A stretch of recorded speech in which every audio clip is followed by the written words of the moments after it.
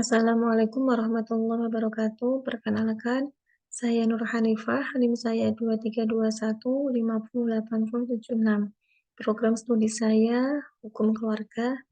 Tujuan saya membuat video ini hanya untuk memenuhi tugas ujian tengah semester pada mata kuliah Fikih Ibadah yang diampu oleh Bapak Ahmad Sufyan MH. Di sini saya akan menjelaskan atau menerangkan mengenai bab mengusap khuf. Yang pertama ada pengenalan mengusap khuf. Mengusap khuf adalah salah satu praktek dalam ibadah wudhu yang dilakukan dengan mengusap bagian atas kedua kaki dengan telapak tangan. Ini adalah praktek yang diajarkan dalam Islam dan memiliki dasar hukum yang kuat. Sedangkan khuf itu sendiri adalah alas kaki yang menutupi telapak kaki hingga kedua mata kaki, yang mana khuf tersebut terbuat dari kulit atau benda lainnya. Atau dengan kata lain, khuf itu sendiri adalah sepatu. Selanjutnya, ada definisi mengusap khuf atau pengertiannya. Pengertian mengusap khuf adalah mengusap bagian atas khuf atau sepatu yang menutupi mata kaki dengan tangan yang telah dibasuh dengan air.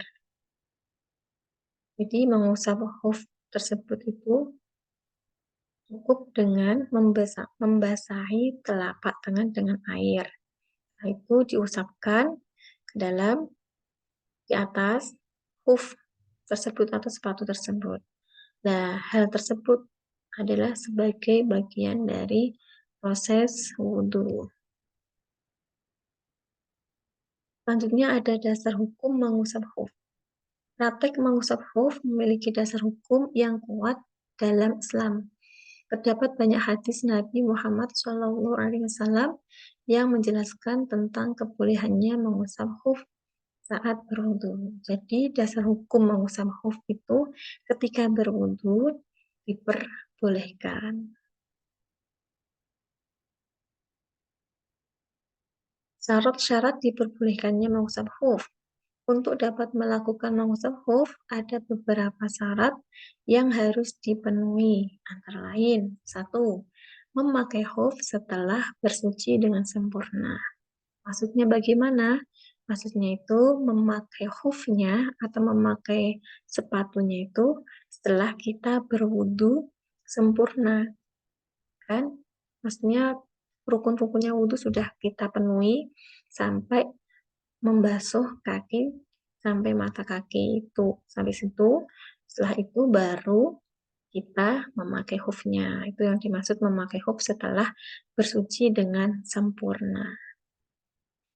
Terus kedua, khuf harus suci.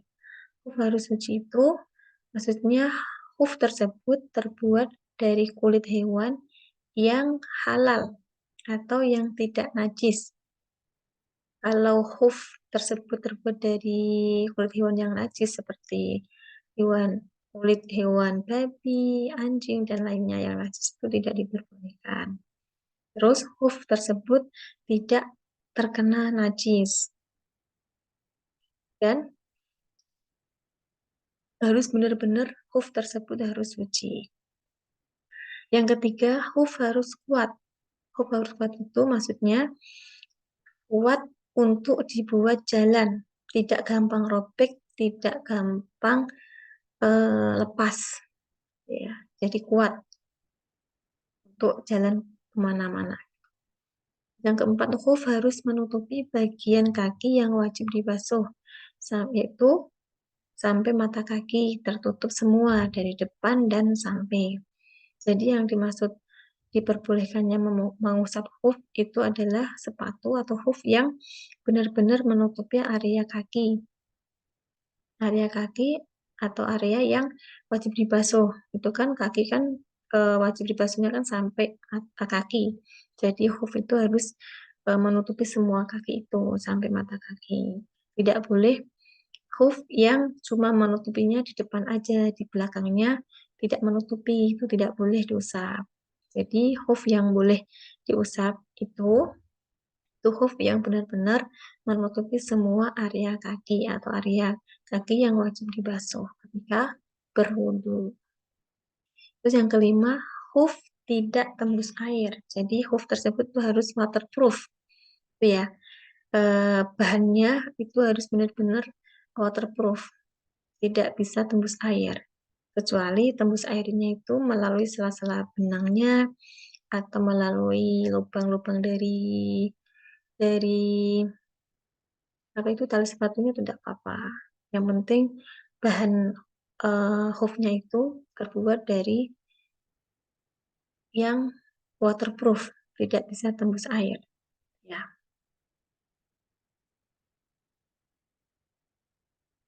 Terus tata cara mengusap hoof.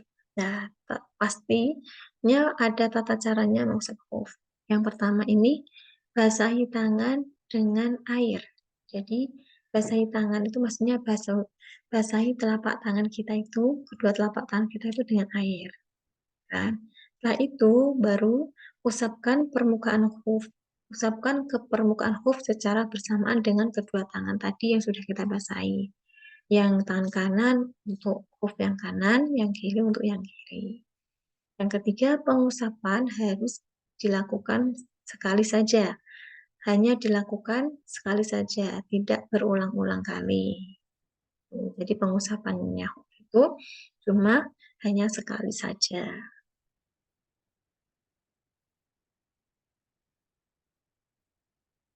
Terus di sini ada hal-hal yang membatalkan hoof. Yang pertama itu melepas hoof.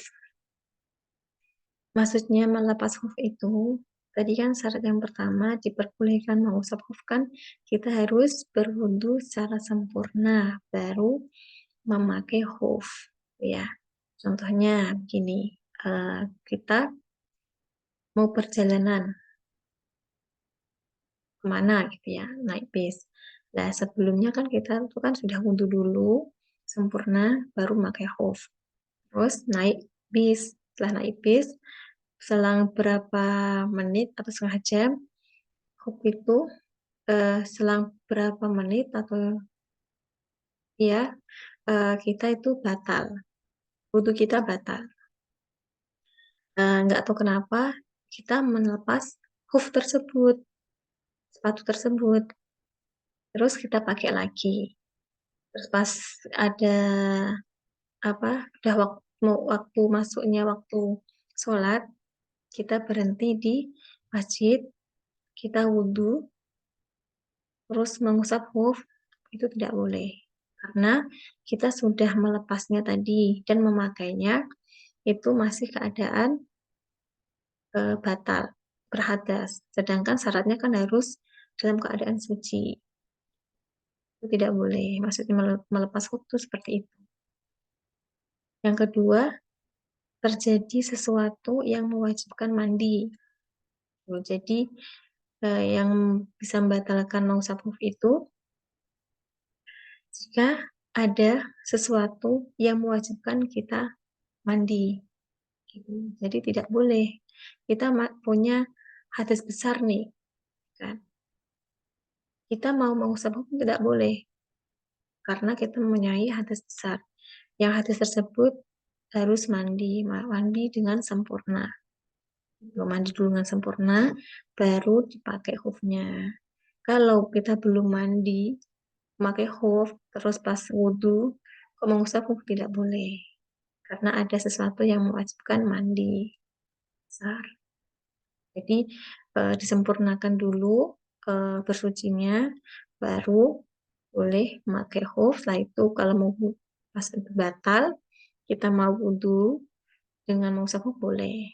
Tapi kalau masih dalam keadaan apa itu hadas besar, kita mengusap hoofnya itu tidak boleh. Yang ketiga, habis jangka waktu memakai hoof. Pastinya memakai hoof itu ada jangka waktunya, ya kan? Yang mungkin bagi orang mungkin itu saat 24 jam, 1 hari semalam. Sedangkan yang untuk safar itu 3 hari. Kalau waktunya itu sudah habis, maka mengusap hoofnya itu tidak diperbolehkan. Atau alias batal. Ya, harus dibasuh dengan sempurna, dibasuh kakinya. Selanjutnya,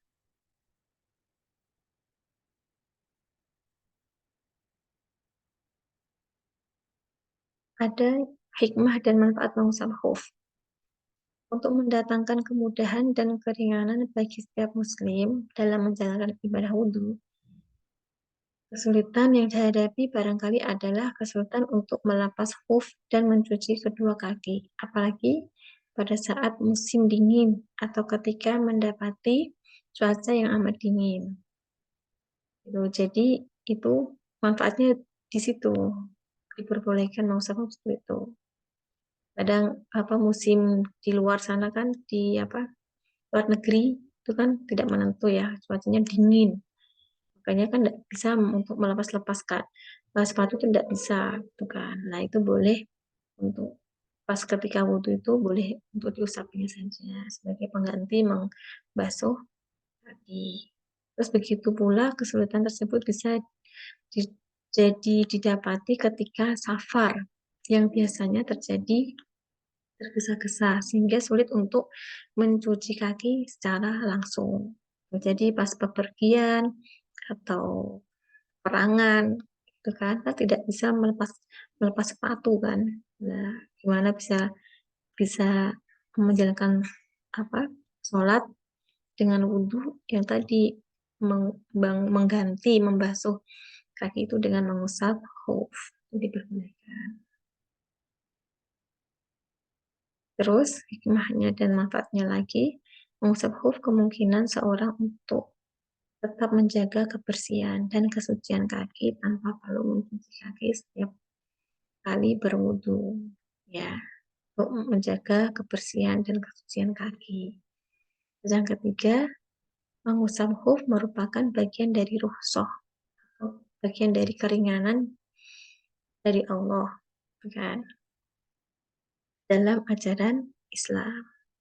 Jadi mengusap khuf itu adalah bagian dari rukhsah atau keringanan yang diberikan Allah untuk kita, untuk hambanya.